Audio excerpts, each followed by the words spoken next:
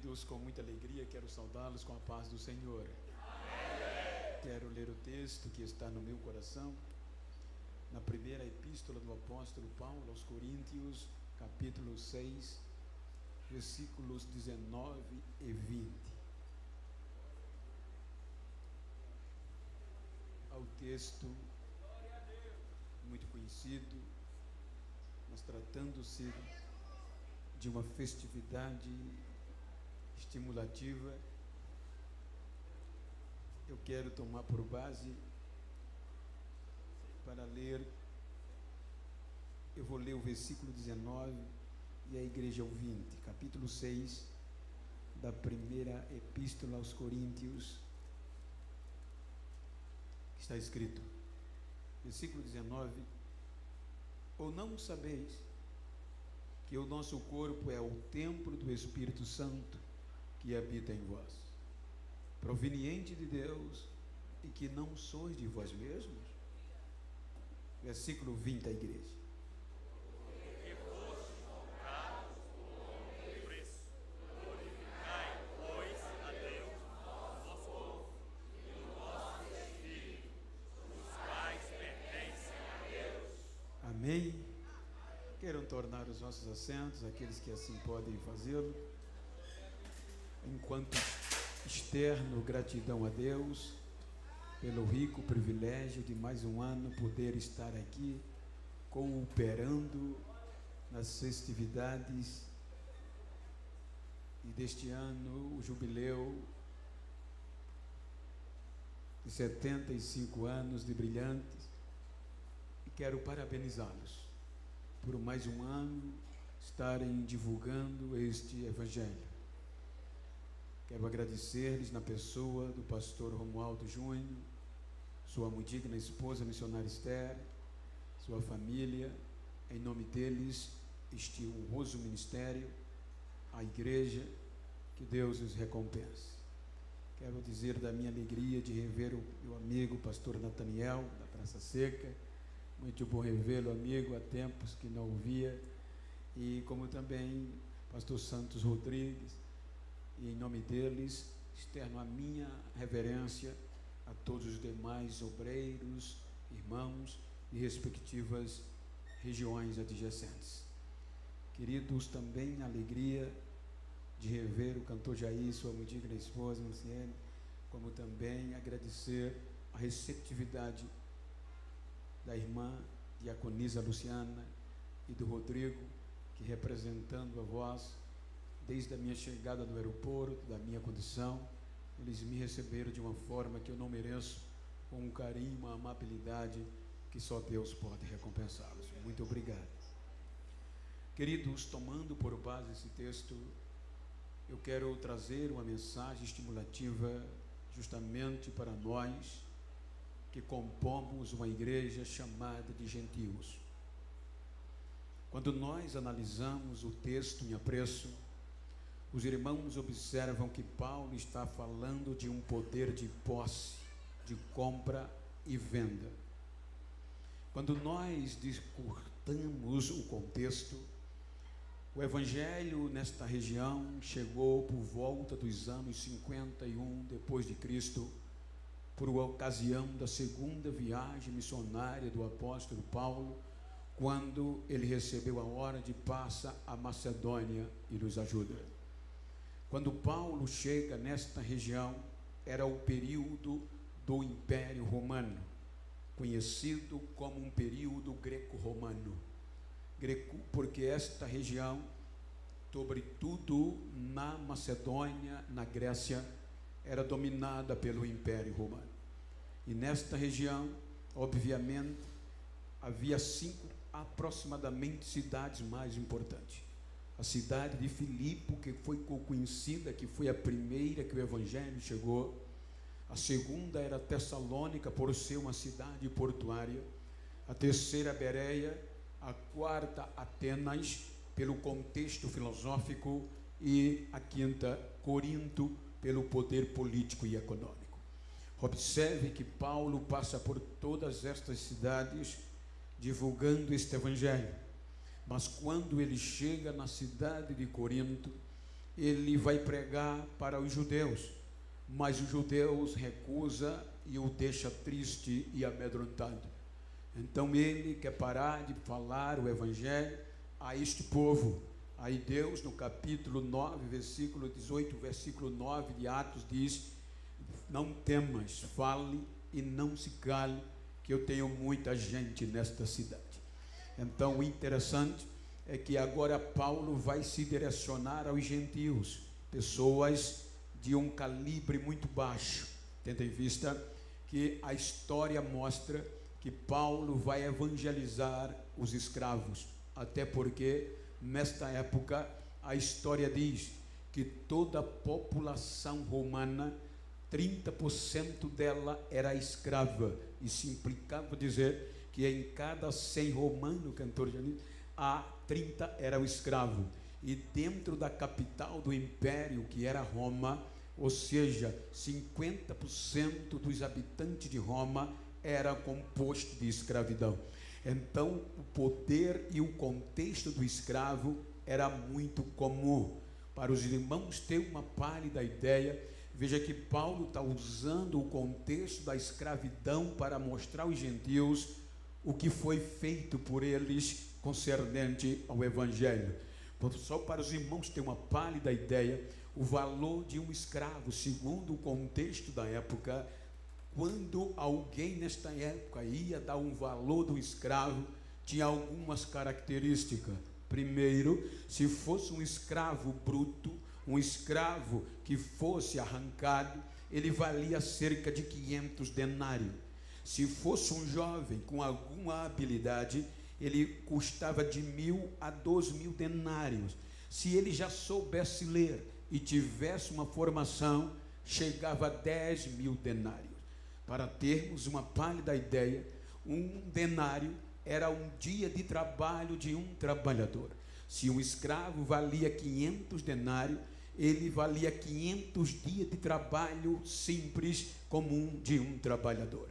Quando nós analisamos para os dias de hoje, para você ter uma pálida ideia do que Paulo está dizendo de um bom preço, você vai fazer uma conta. Um dia de trabalho hoje, baseado no salário mínimo de R$ 1.518, se você dividir por 30, vai chegar a R$ 50,60 o dia de um trabalhador comum. Se você multiplicar por 500 dias, se fosse hoje, um escravo comum valia R$ 25.000 aproximadamente.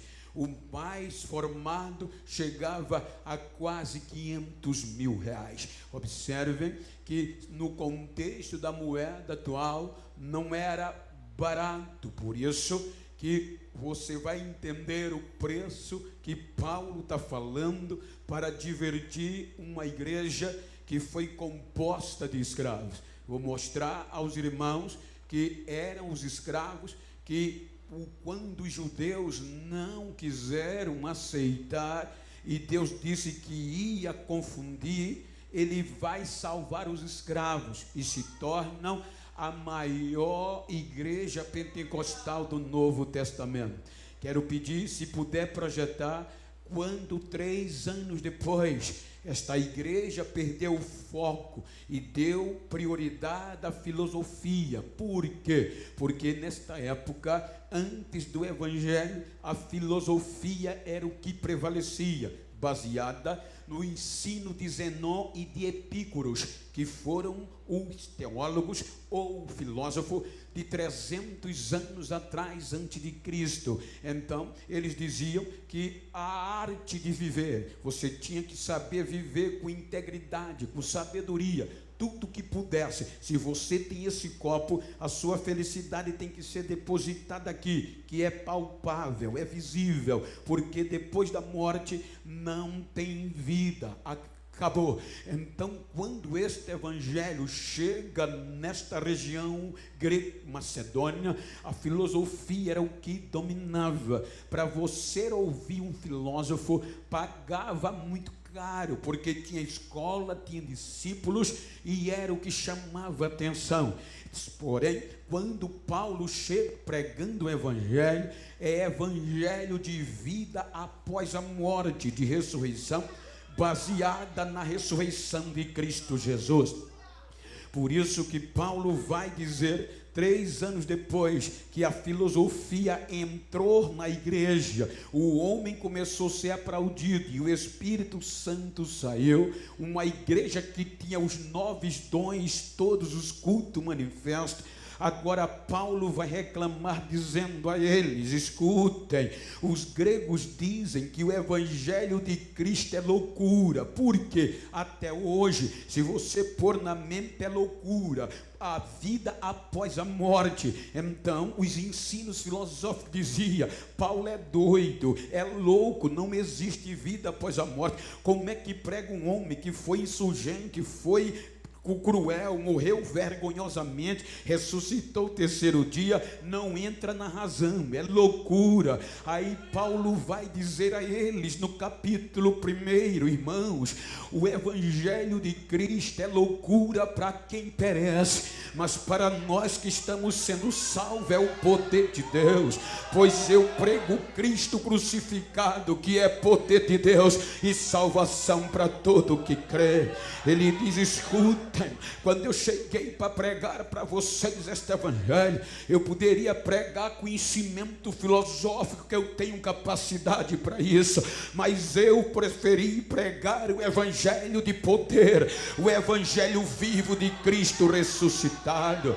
Põe aí na tela só para os irmãos ver que ele está falando para um povo que era menosprezado e que não estava valorizando. 1 Coríntios capítulo 1, versículo 26 a 28, ele chama, porque vede, irmãos, a vossa chamada, a vossa vocação, que não são muitos os sábios segundo a carne, nem muitos os poderosos, nem muitos os nobres que são chamados. O que é que ele está dizendo aí? Quando Deus os chamou, não era porque vocês eram sábios, eram nobres. Versículo 28, o que é que ele diz? O Deus escolheu as coisas vis deste mundo e as desprezíveis, as que não são, para aniquilar as que são. Ele estava dizendo para esta igreja, que era composta de ex-escravos, olha quem vocês são agora, não se metam a besta não. Quando Deus chamou vocês, tinha alguém de vocês sábio, tinha alguém importante, tinha alguém da nobreza, tinha não, mas Deus resolveu salvar vocês pela loucura da pregação. Aí ele vai falar do poder de posse e de compra. Ele vai falar o que Deus fez e o preço que ele pagou para que os gentios pudessem entrar. Permita contextualizar o projeto evangelístico. Quando nós lemos no livro do Gênesis, você vai observar no capítulo 1 que nós, seres humanos, fomos criados perfeitos para se relacionar com Deus.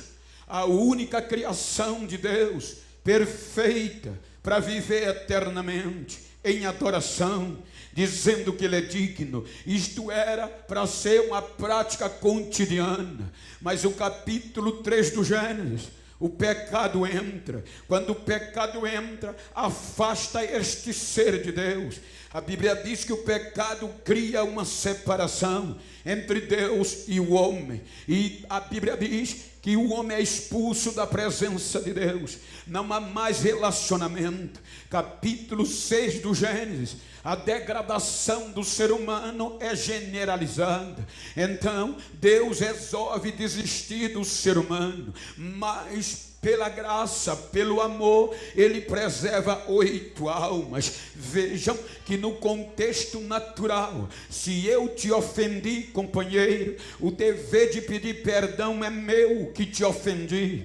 Por isso que a Bíblia diz que as nossas ações ofenderam a Deus, mas o homem nunca buscou se arrepender. A iniciativa sempre foi de Deus, de reatar o relacionamento, contrariando o pensamento humano. ano, capítulo 8 do Gênesis, ele tira as 8 almas da arca e recomeça, dando-lhes os mesmos direitos que Adão havia perdido. Capítulo 9 do Gênesis, versículo 1, diz a Bíblia: e abençoou Deus a Noé e a seus filhos, e disse-lhe: frutificai, multiplicai-vos e enchei a terra. Ele vai devolver tudo que Adão perdeu. Quando chegamos no capítulo 11 do Gênesis, há uma degradação generalizada. A Bíblia diz que esta geração se afasta de Deus.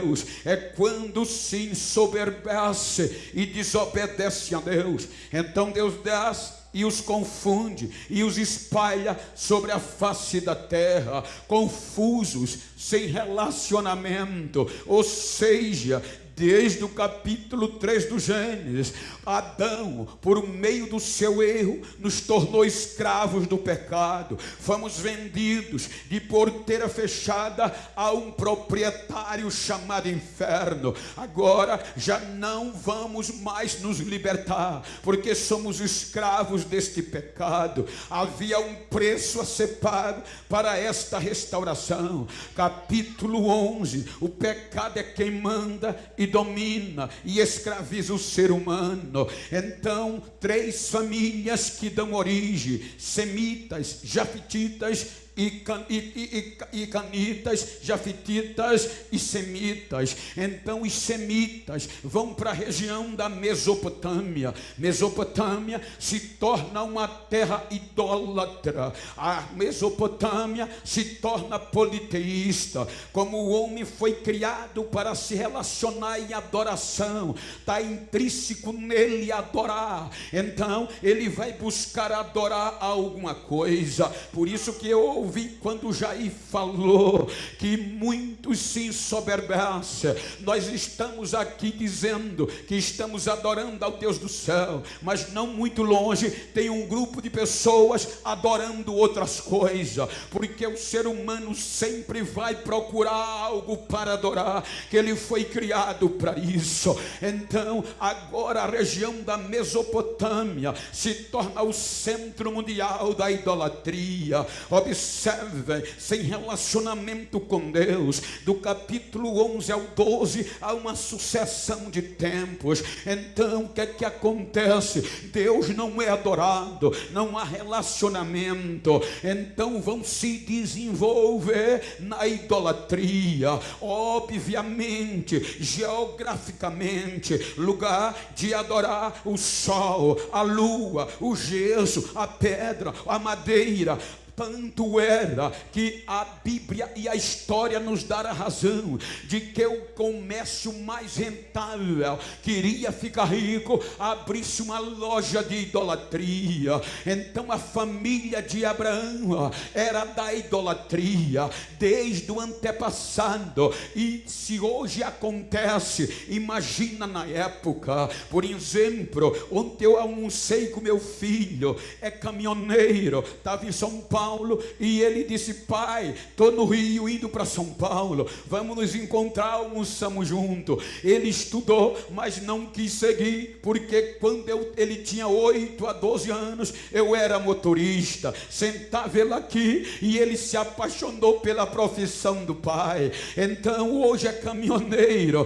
Na época era pior, porque a profissão da família do pai ia se passando. Naó, avô de Abraão, era dono de loja da idolatria, nenhuma geografia idólatra, Mesopotâmia idolatria. Aí agora Deus vai criar o projeto de evangelização para proclamar a sua grandeza a toda a terra e trazer o ser humano de volta a ele. Então o que é que Deus faz? Ninguém imaginaria que no meio de uma terra geográfica idólatra, Deus ia encontrar um amigo e ia suceder o pai da fé. Mas ele vem com um desafio. É por isso que o projeto original vai recomeçar do zero. Veja aqui diz o capítulo 12, versículo 1 do Gênesis. Ele vai na Mesopotâmia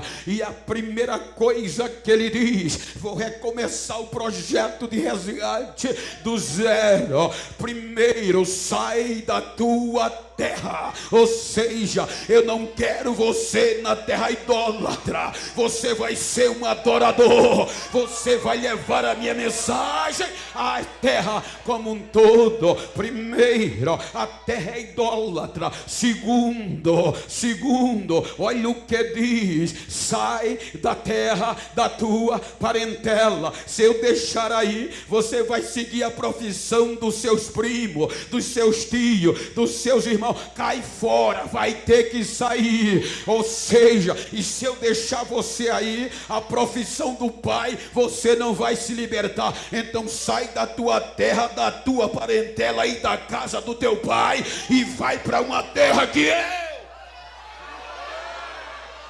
ele arranca o idólatra. Ele diz: eu vou recomeçar do zero. Ele pega o útero falido, gente. O útero de Sara, na ótica científica, não vai gerar, Natanael. Aí ele vai dizer: mas vai ser do zero. Sara vai ter um filho e vai gerar o projeto de evangelização para a minha grandeza ser espalhada sobre a terra. Capítulo 21 do Gênesis: Isaac nasce e é desmamado. Capítulo 46 do Gênesis, versículo 26: o projeto desce para o Egito já com Jacó. Todas as almas que vieram com a Jacó do Egito, que descenderam dele, fora as mulheres dos filhos de Jacó, todas foram 66 almas. Versículo 27: ele junta Jacó, Manassés, Efraim e José, 70 almas do projeto original. Deus disse: agora, desde a queda de Adão, não há relacionamento íntimo nem coletivo. Agora Deus disse: vou por meio de você, Abraão, me aproximar do homem de novo, mas só quem vir do teu sangue vai ter direito. E nós que ficamos no capítulo 11,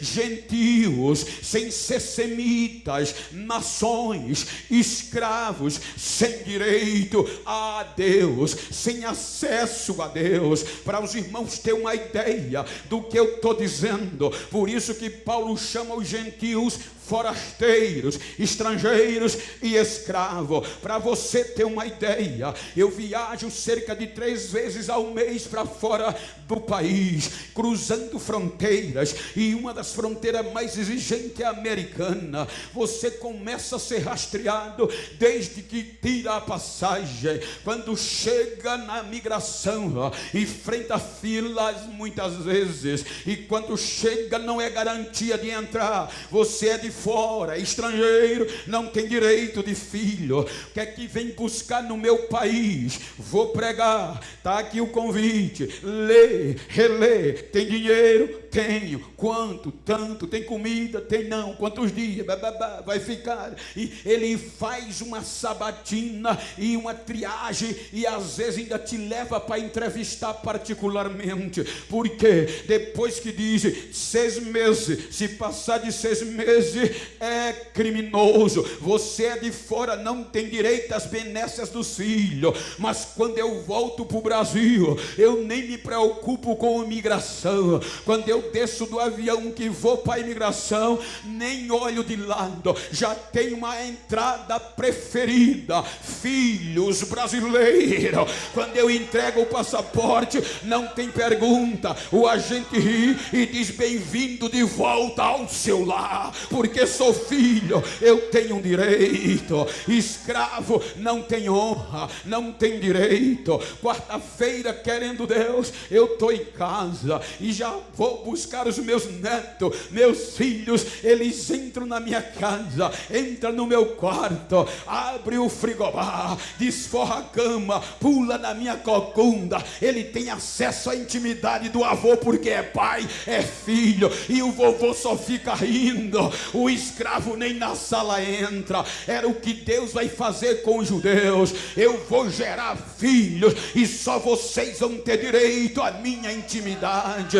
Aí agora já tem 70 almas e nós, escravos, estamos fora, não vamos entrar. Quando nós saímos do livro do Gênesis, vamos para o livro do Êxodo. Quando você chega no capítulo 14, já são mais de 3 milhões de judeus que Deus vai tirar do Egito para levar para o meio da terra, para plantá-los como um projeto evangelístico para atrair toda a terra. Saímos do capítulo 18, 14 do Êxodo, capítulo 19, chegam na planície do Monte Sinai, e lá Deus chama Moisés e faz uma aliança condicional. Moisés vai a Deus, capítulo 24 do Êxodo, versículo 3. Aí Deus diz o que quer e Moisés diz ao povo. Vindo, pois, Moisés contando ao povo todas as palavras do Senhor e todos os estatutos, então o povo respondeu a uma voz e disse: todas as palavras que o Senhor tem falado faremos. Agora vai vir uma aliança condicional. O sangue de novilho vai entrar para justificar os judeus, para ter acesso a Deus. Aí vem o versículo 12 por diante, já tem uma aliança. Aí Deus disse: Moisés, eu vou botar algo no meio do povo para ensinar. Olha o que diz o texto. Então diz o Senhor a Moisés: sobe a mim ao monte e fica lá, e dar-te-ei tábuas de pedra e a lei e os mandamentos que tenho escrito para os ensinarem. Então o que é que Moisés faz? Versículo 13 por diante, pode passar. E levantando-se Moisés com Josué seu servidor, subiu o monte de Deus. Quando Moisés sobe o monte, disse aos anciões: esperai-nos aqui até que voltemos. Se tiver algum assunto, procure U e Arão e eles resolverão. Versículo 15 diz: e subindo Moisés o monte, a nuvem o cobriu. Agora tem Moisés e Deus no monte da glória, no cume do monte Sinai. Deus vai dar algo para guiar o seu povo judeu. Passam 40 dias, a aliança de novilho não deu garantia aos judeus. Êxodo 32, 40 dias depois, está lá escrito, Êxodo 32, e vendo o povo que Moisés tardava a descer do monte, ajuntou-se o povo a Arão e disseram-lhe: levanta-te, faze-nos deuses que vão adiante de nós, porque quanto a este Moisés, a este homem que nos tirou da terra do Egito, não sabemos o que lhe aconteceu. Então a aliança do sangue de novilho, Deus disse: desce depressa, que o teu povo pecou. Não deu imunidade ao projeto original. Deus não desiste. Ele vai para o capítulo 25. Ele não desiste. Ele diz: não vou desistir do projeto. É para ganhar toda a terra. Então o que é que ele faz? Ele agora vem no capítulo 25 e vai restituir de forma simbólica o Éden, o lugar geográfico de relacionamento. Vai começar o tabernáculo no capítulo 25. No capítulo 26 o tabernáculo já está em construção. Versículo 31 do capítulo 26 de Êxodo, aí Deus manda colocar uma restrição: Israel é o meu povo, mas por conta do pecado não vai ter acesso livre a mim. Só um homem vai vir o véu, depois fará o véu de pano azul e de púrpura carmesim, ou seja, coloca o lugar do sacrifício, depois o lugar santo e o lugar que a minha glória vai descer, o santo dos santos. O povo fica fora, sacerdote por sorteio no santo, e só um homem chega a mim no santo do santo. Diz a história que este véu tem 20 metros de altura, 10 metros de largura, 10 centímetros de espessura. Era eram 300 sacerdotes para manusear. Agora vai ter um templo. Capítulo 40 do Êxodo, versículo 33 por diante. O tabernáculo é concluído, levantou o pátio ao redor, ali terminou Moisés e acabou a obra. Versículo 34, tem um culto, tem sacrifício, mas o véu está lá, o véu se abre, um homem entra e a glória de Deus desce depois do Gênesis pela primeira vez. Pode olhar que a glória de Deus está na terra de novo, mas só os judeus têm direito e nós estamos fora, estrangeiro, não tínhamos acesso, escravos no mais baixo nível. Aí o que é que vai acontecer? A partir daqui, Deus vai guiando esta geração. Capítulo 14 do Número, ele se destrói. Aí Deus disse: não vai entrar na terra, mas não desiste, levanta uma nova geração. Esta nova geração promete anunciar quem é Deus à terra. E eu acho lindo que quando eles vão entrar na terra prometida, o último obstáculo perigoso é Jericó. Quando eles chegam em Jericó, chega do lado do Jordão, a notícia de quem era Deus chegou primeiro do que eles. Sem Instagram, sem tweet, sem X, sem o zap, só de boca a boca. E o que eu acho lindo é que quando os espião entram em Jericó, não vão para o palácio, vão para o lugar mais vexatório de uma cidade, o prostíbulo. Eles nos prostíbulo, a dona do prostíbulo abre o coração, já estava derretendo, dizendo: olha, todo mundo aqui sabe já quem é o Deus de vocês, e todo mundo está com medo. Por quê? Porque sabe como ele abriu as águas do Mar Vermelho para vocês passarem, como ele venceu a guerra de vocês, como ele destruiu Sion e Og, rei dos amorreus. Todos aqui sabem que o Deus de vocês é Deus em cima no céu e é Deus embaixo na terra. Esta é a função da igreja.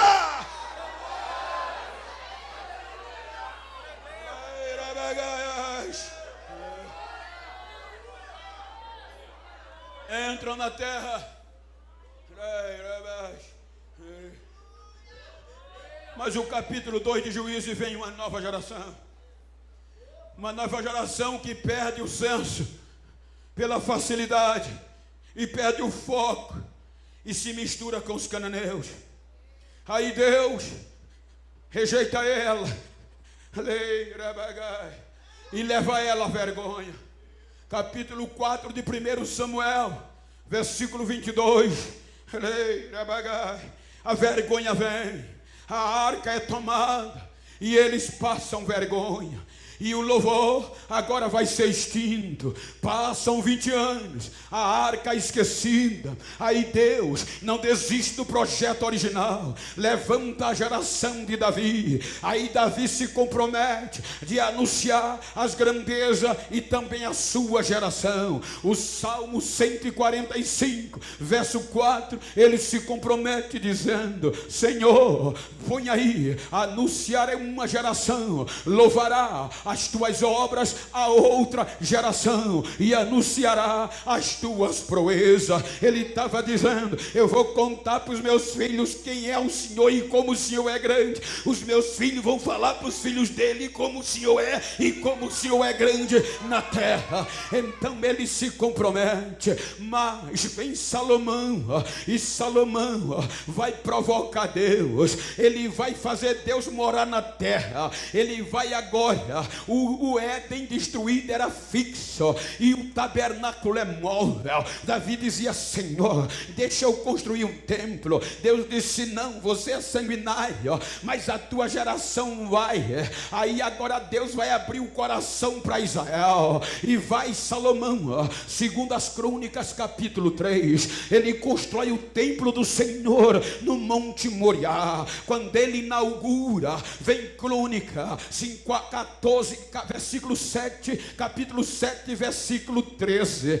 Olha o que Deus diz a Israel: a oração do seu povo é capaz de mudar um juízo condenatório da própria parte de Deus. Segundo as Crônicas 7:13, olha, ele disse: se eu fechar o céu e não houver chuva, ou eu ordenar os gafanhotos que consumam a terra, e se enviar a peste sobre a terra, é juízo condenatório. Mas há um álibi, qual é? Versículo 14 por diante: e se o meu povo, que se chama pelo meu nome, se humilhar e orar e buscar a minha face, se converter dos seus maus caminhos, então ouvirei dos céus e perdoarei os seus pecados e sararei a sua terra. Agora estarão abertos meus olhos e atentos meus ouvidos às orações deste lugar, porque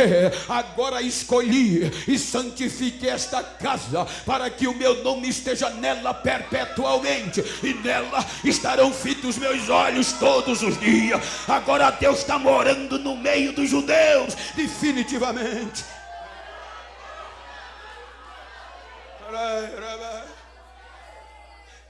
Só eles têm direito às alianças. Só eles têm direito a Deus. E nós não temos, somos forasteiros, somos escravos, no mais baixo nível.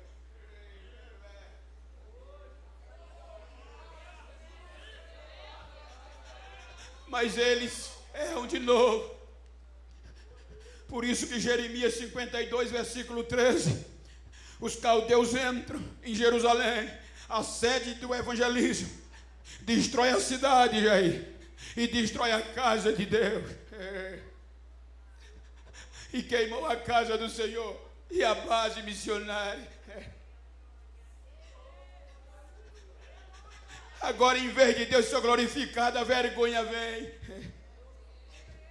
As nações tiravam sal, e em vez de Deus ser glorificado, era blasfemado. 70 anos sem cultos, 70 anos sem cantores.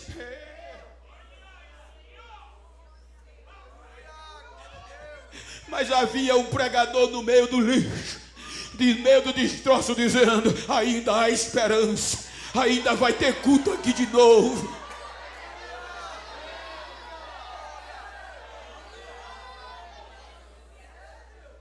"70 anos depois, ele vai buscá-lo de volta, traz para o mesmo lugar, e diz a ele, recomeça, que a glória da segunda casa vai ser maior que a da primeira." Os judeus recomeçaram por meio dos persas e medos e persas, direito de culto, começaram a cultuar, mas não recuperaram a fé. 430 anos antes de Cristo, vem o grego macedônio, o império grego macedônio, por meio do rei Filipe, quer ganhar o mundo e helenizá-lo, mas ele não consegue. Seu filho Alexandre se torna o maior guerreiro e conquista o mundo, justamente a terra de missões, a Palestina. Então ele quer helenizar, mas não consegue, morre com 33 anos. Aí 4 generais assumem o seu poder, e dentre eles surge uma dinastia chamada Seleucida, e daí vem o cruel Antíoco Epifânio, e Antíoco Epifânio vai determinar que agora toda a terra que ele dominava seguisse o helenismo grego. Filosofia, arte, religião e cultura tem que se basear na Grécia. Então agora o projeto evangelístico judeu vai adorar Zeus, o deus do Olimpo grego. Para ele pegar força, ele sacrifica uma porca no altar daquele templo que Deus disse que ia morar. Humilha os judeus e humilha Deus. 64 anos antes de Cristo, Roma vem e nomeia agora agora toma conta da terra. Então o Império Romano vai dominar. Ele não entra na cultura, mas politiza a igreja, sobretudo os sacerdotes. Então agora, 33 anos antes de Cristo, aí surge quem é? Surge Herodes o Grande. O Senado romano nomeia ele rei da Judeia. Quando ele vai reinar nos judeus, ele não é bem aceito. Ele era inteligente demais. Ele disse: vou reconstruir, reformar o templo de Zorobabel e vou dar um presente a vocês. Por cerca de mais de 40 anos ele veste o projeto arquitetônico, constrói um templo que dizem de passagem mais bonito do que o Salomão. Agora ele é aplaudido e os judeus vão agora politizar. Os grupos religiosos não estão mais preocupados com o povo nem com a grandeza de Deus, mas com os cargos, com o jeitinho político, e não se voltava mais para a oração, o jejum original. É aí que os saduceus puxavam para um lado, fariseu para o outro, herodianos para o outro, revoltados essendo, e o povo vivia na miséria, a confusão, a bagunça. Tinha oração 3 vezes no dia, tinha sacrifício de animal, mas o roubo reinava lá dentro e Deus não era adorado. Quando eles fizeram isso, o amor de Deus não parou. Aí Deus disse: eu mandei profeta, eles mataram, eu mandei mensageiro apedrejar, vou restaurá-lo e vou enviar o melhor que eu tenho de mim, o meu filho. Vou mandar ele, porque se ele souber que é meu filho, vão me obedecer. Aleluia!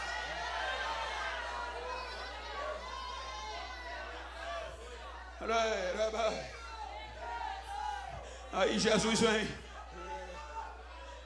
E Jesus não vem para os escravos. João capítulo 1, versículo 11. Ele veio para os que eram, e os seus, uma gentia chamada Ciro Fenícia, a menina já morrendo. Senhor, a minha filha está moribunda, dá uma ordem ela ser curada, filha. Eu fui enviada a não ser as ovelhas perdidas da casa de Israel. Vocês não têm direito. Mas os judeus rejeitaram ele.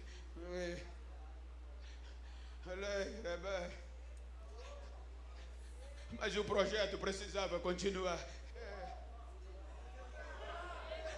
Se você lê o Evangelho de Mateus capítulo 1, versículo 17, ele diz que Deus investiu em 42 gerações judias, de Abraão até Davi, 14, de Davi ao cativeiro, 14, de cativeiro a Jesus, 14 gerações de judeu, e eles decepcionaram.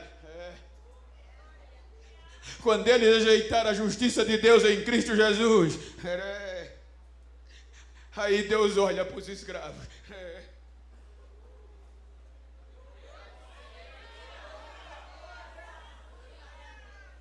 Aí Deus diz: eu vou colocar os escravos, os estrangeiros.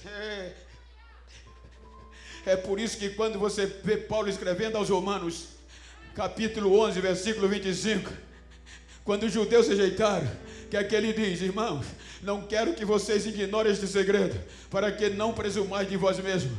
Deus endureceu em parte a Israel, até que a plenitude dos gentios haja entrado.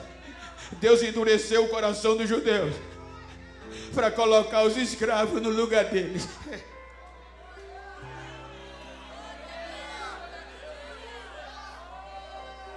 E na alegoria de Paulo, nós não tínhamos honra, a gente não tinha valor, nem estávamos abaixo de 500 denários. Porque se você ler a carta de Paulo aos gentios de Colossos, capítulo 2, versículo 13, Paulo diz que a gente já estava morto na nossa imundícia. Nem 500 denários a gente valia. Aí a natureza dizia: não vai dar certo, eles são improdutivos, são escravos. Aí Paulo diz que a natureza foi contra, Romanos 11, 24. A natureza disse: o zambujeiro não produz. Aí Paulo dizendo: porque tu foste cortado do natural zambujeiro, e mesmo contra a natureza, Deus não desistiu, disse: vai produzir, vai produzir, vai produzir. Mas como colocar a gente que não temos compatibilidade sanguínea com o original, que era o sangue de Abraão? Quando Deus resolveu nos colocar, aí o pecado vem e dá o preço. E o preço, por isso que é um bom preço. O preço, a prata e o ouro não podia pagar. O denário não pagaria.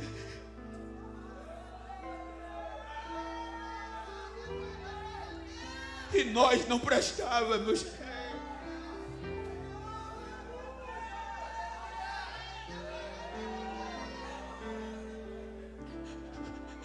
Aí o papai disse: eu vou comprá-los.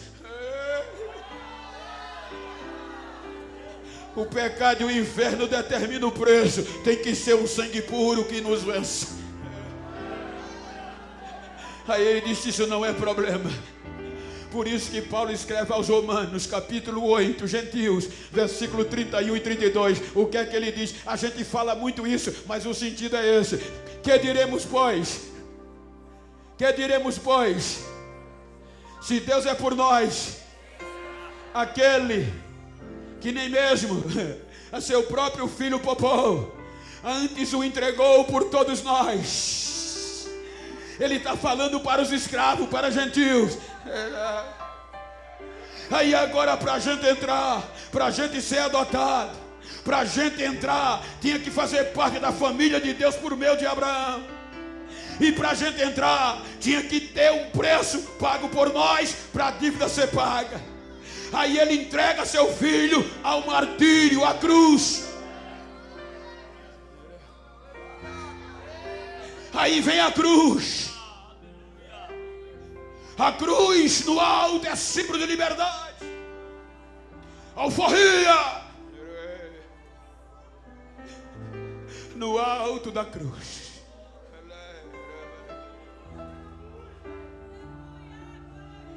A ponto de, por causa de nós, ele virar as costas para o filho e ver o filho gritando. Qual é o pai que vê o filho na morte pedindo socorro, não socorre? E ele ouviu o filho gritar: Deus meu, por que me desamparaste? Mas para os escravos serem comprados era necessário. E ele não respondeu. 3 horas da tarde. É por isso que você vê Paulo dizendo: um bom preço. 3 horas da tarde. Ele brada o pagamento. Veja que no 3 horas da tarde ele grita: Pai, está consumado. No original, esta frase se relaciona ao processo monetário de compra e de venda, que quer dizer tetelestai. O que é tetelestai? É, por exemplo, se eu contrair uma dívida com o pastor Romualdo e eu não posso pagar, a dívida virou bola de neve e eu agora não tenho mais mesmo como pagar. Então ele pega uma página, um papel bem grande e com letra garrafais escreve: devedor, chega na porta da minha residência, ele coloca esta escrita: quem passa vê, devedor, velhaco, está frito, escravo, sem liberdade. Mas porventura vem o pastor Nataniel, se compadece de mim e diz: Bento, tu não merece, mas eu vou pagar a tua dívida e vou quitar, vou te dar liberdade. Aí ele paga. Quando ele paga, ele agora traz a escrita. E o que é que ele faz? Ele pega, pagou, ele vai na minha casa, risca a escrita de devedor, rasga e coloca outra. Tetelestai, já foi pago, não deve mais nada. É por isso que quando Jesus grita Pai, está consumado, aí Paulo escreve aos Colossenses, capítulo 2, versículo 14, enche o peito aí e lê. Olha o que é que ele diz. Ele pegou e riscou a cédula que era contra nós da sua ordenância e cravou na cruz. Pegou a dívida e cravou. Está pago, está pago, está pago, está pago, está pago, está pago.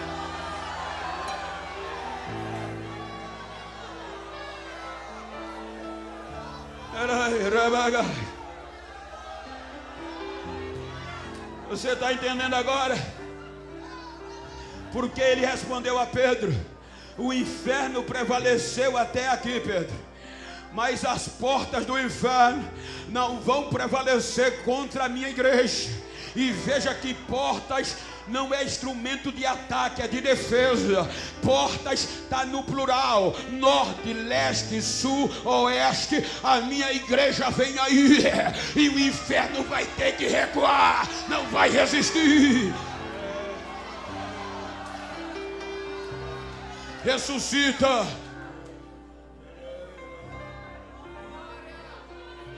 Agora olha que coisa linda.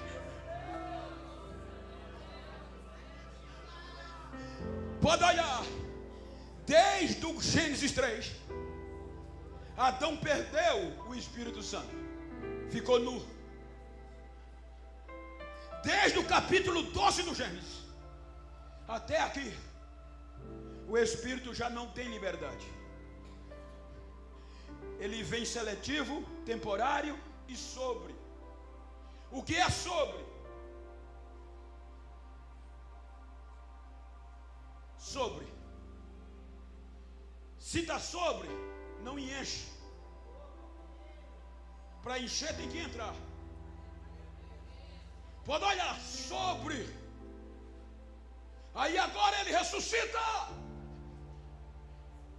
Chega para o Pai, é condecorado.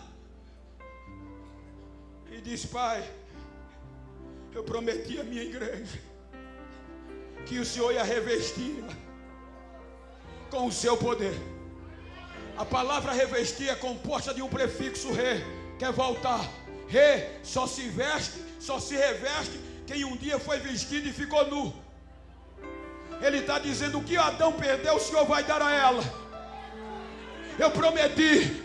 Aí papai diz: é agora, filho. Aí vem Lucas em Atos 2, diz que estava a igreja reunida em um mesmo lugar, e de repente veio sobre ela um barulho de um vento impetuoso e enviamente, e encheu toda a casa. Mas só que não termina no sobre. Ele diz agora: sobre, e todos foram cheios do Espírito Santo. Porque Jesus disse: papai, agora eu não quero eles sobre, eu quero dentro deles. Agora eu quero dentro deles como era no princípio. Quem foi cheio? Quem foi cheio? Quem foi cheio? Quem foi cheio? Quem foi cheio? Quem foi cheio?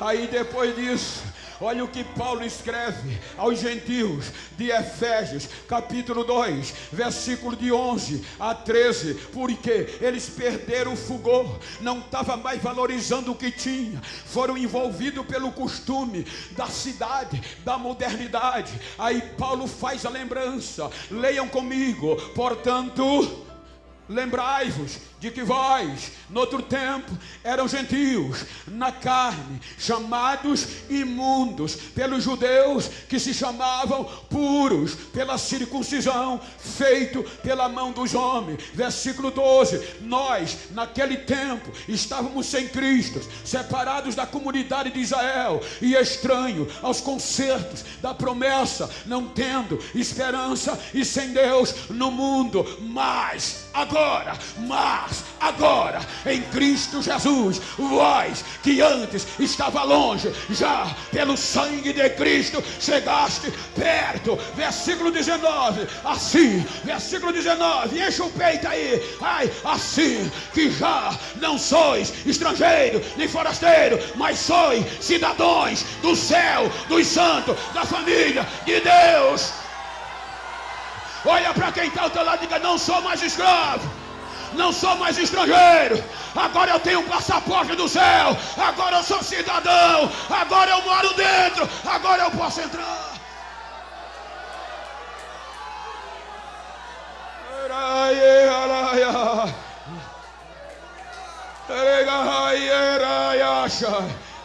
Não tem mais véu. O véu que precisava 300 sacerdotes, foi Deus que colocou. Por isso que é de cima para baixo. Foi Ele mesmo que disse: agora os escravos vão ter direito. Vou tirar o véu, vou tirar o véu. Aí os judeus disseram: ora, não são galileus? São. Como nós estamos vindo eles cheios desse jeito? Aí Pedro diz: olha, a promessa é para vocês, para os vossos filhos, para quem está longe, para quem está perto, para os escravos, para quanto Deus chamar. Agora o caminho está aberto.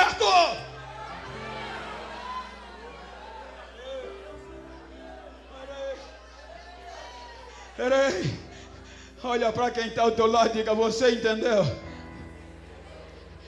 Ele me comprou. Romanos 8, 14 a 18.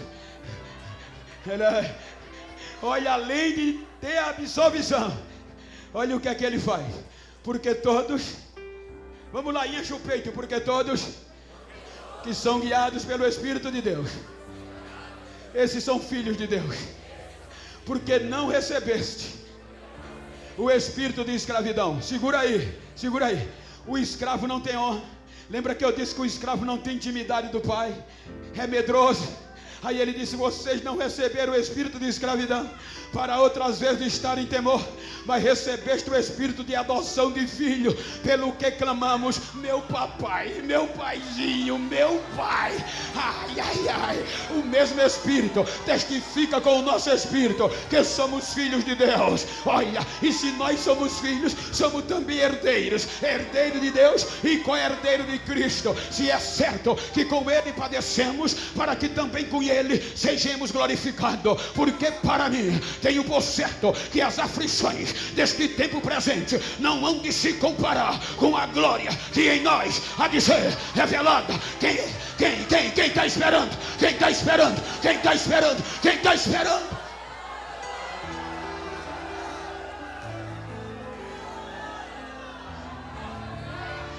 Este povo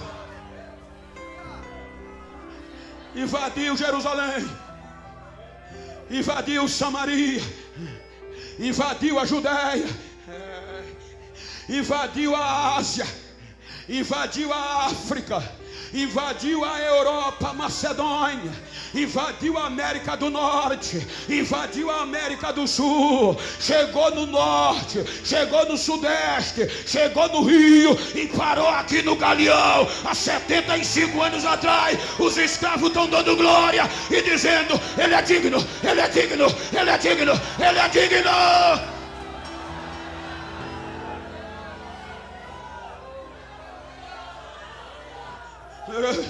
Fique de pé por bondade.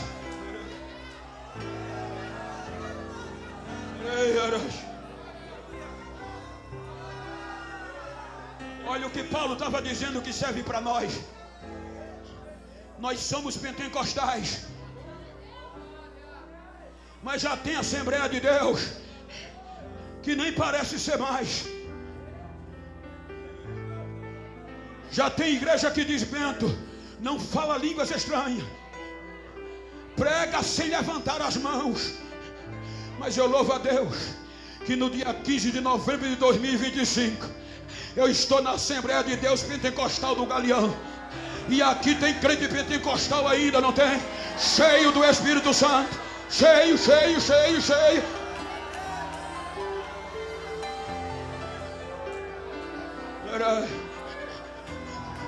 Agora não é mais em templo feito por mão de homem. Agora Ele mora aqui, ó. Ele mora aí.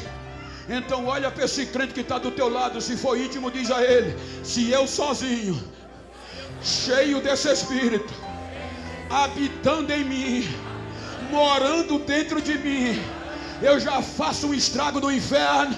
Imagina eu e você hoje aqui junto. O céu vai descer, o fogo vai cair e a glória vai tomar conta desse lugar.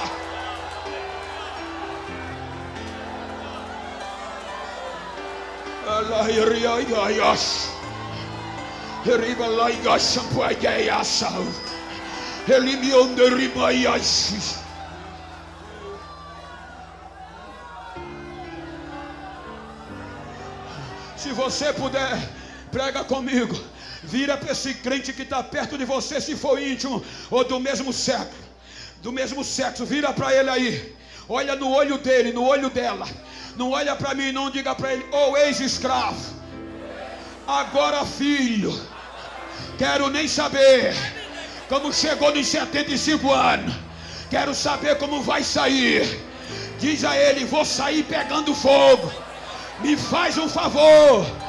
Diz a alguém que pensou que eu estava frio, que eu não sou mais escravo, agora eu sou filho, vai ter que me engolir, eu vou pegar fogo. Abraça ele, diz: pega, pega, pega, pega, pega, pega, pega. Pega, pega, pega, pega. Batiza, Jesus. Renova, Jesus. Você que nunca mais falou línguas estranhas, seja renovado agora. Vai um bom preço. Vai um bom preço. Glorifica Ele no vosso espírito. Você não é mais seu. Você pertence a Ele. O preço foi comprado. Você não é mais seu. Então adora, adora, adora, adora, adora. Adora.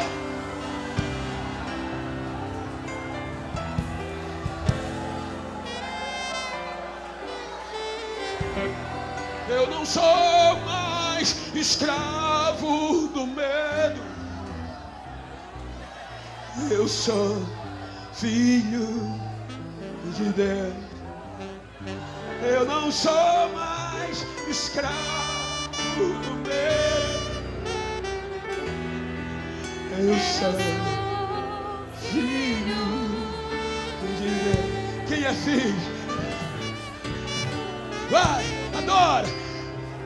Vai. Cadê a primeira pessoa? O preço foi alto. Aí Pedro diz: não foi com coisas corruptíveis que vocês foram resgatados da vossa maneira de viver, como a prata, como o ouro, mas foi o precioso sangue de Jesus imaculado. Cadê a primeira alma?